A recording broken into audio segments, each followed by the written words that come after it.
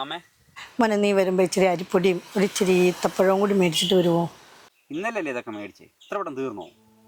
നമുക്കല്ല, അപ്പുറത്തെ വീട്ടിൽ പുതിയതായി വാടകയ്ക്ക് വന്നില്ലേ, അവിടെ 2 കുഞ്ഞുങ്ങളുണ്ട്. അവരുടെ വാപ്പ മരിച്ചു പോയതാ. അവർക്ക് നോയമ്പ് തുറയ്ക്ക് പട്ടിണിയാണോ എന്നൊരു സംശയം. അവർക്ക് കൊടുക്കാനാ. അവരമ്മയോട് വല്ലതും പറഞ്ഞോ? അമ്മയോട് അവരായിട്ടൊന്നും പറഞ്ഞില്ല മോനെ. അമ്മ ഇന്നലെ അവിടെ പോയായിരുന്നേ. അന്നൊരു അമ്മയ്ക്ക് മനസ്സിലായതാ, പാവങ്ങളാ കുഞ്ഞെ. ഈ ആഴ്ച പണിക്കാശാണ്, കടം വീട്ടാൻ പോലും തികയത്തില്ലെന്നേ. എന്നാ വേണ്ടടാ, അമ്മ അറിഞ്ഞപ്പോൾ ഒന്ന് പറഞ്ഞതേ ഉള്ളൂ. സാരമില്ല, ഞാൻ എന്തൊരു വഴിയുണ്ടോ നോക്കട്ടെ.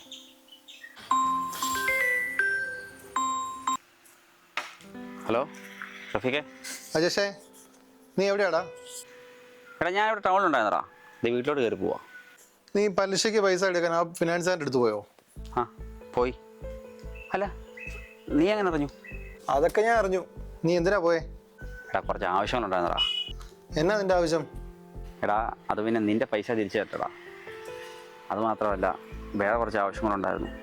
എടാ ആയിഷ, ഞാൻ നിന്നോട് പൈസ ഇപ്പോൾ ചോദിച്ചോ? ഇല്ല, എന്തായാലും തരണ്ടടാ. ഓക്കെ, അതവിടെ നിൽക്കട്ടെ.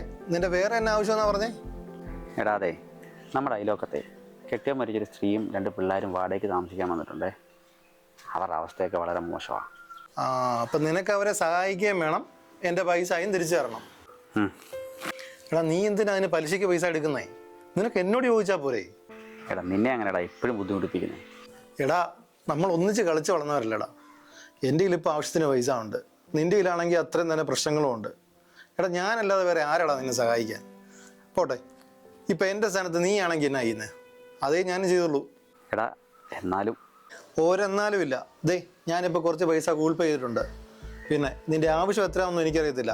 നിൻ്റെ കാലത്ത് ഉണ്ടാകുമ്പോൾ നിനക്ക് എന്നുണ്ടാകുന്നു അന്ന് എനിക്ക് തിരിച്ചിട്ടാൽ മതി. അതോർത്ത് നീ പറയുകയൊന്നും ചെയ്യണ്ട കേട്ടോ. വേണ്ടായിരുന്നു. ഓ ശരി സാർ. പിന്നെ നിൻ്റെ അയലോക്കത്തെ പിള്ളേരാരും എന്തോ പറഞ്ഞില്ലേ? അവർക്ക് ആവശ്യമുള്ള എന്തും ദേ നമ്മുടെ കടയിൽ പോയി എടുക്കുക, അവർക്ക് കൊണ്ടുപോയി കൊടുക്കുക കേട്ടോ. എടാ സത്യത്തിൽ ആ പിള്ളേർക്ക് നോമ്പ് തുറക്കാൻ കട്ട് ചെയ്തോ?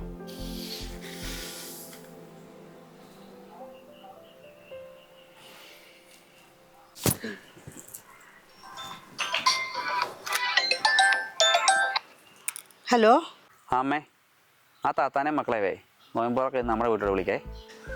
നേരാണോ മോനെ? ആന്നേ. അപ്പോൾ പൈസയോടാ? അതൊക്കെ കിട്ടിയമ്മേ. എന്നതായാലും ഇന്ന് അവർ നമ്മുടെ അടുത്ത് നോയമ്പ് തുറക്കട്ടെ. നാളെ തൊട്ട് നമുക്ക് നോമ്പ് തുറക്കാനുള്ളതൊക്കെ അവർക്ക് സാധനങ്ങളായിട്ട് വാങ്ങിച്ചു കൊടുക്കാം. എന്നാൽ ശരി മോനെ, എന്നാൽ അമ്മ വേഗം പോയി അവരെ ക്ഷണിക്കട്ടെ കേട്ടോ.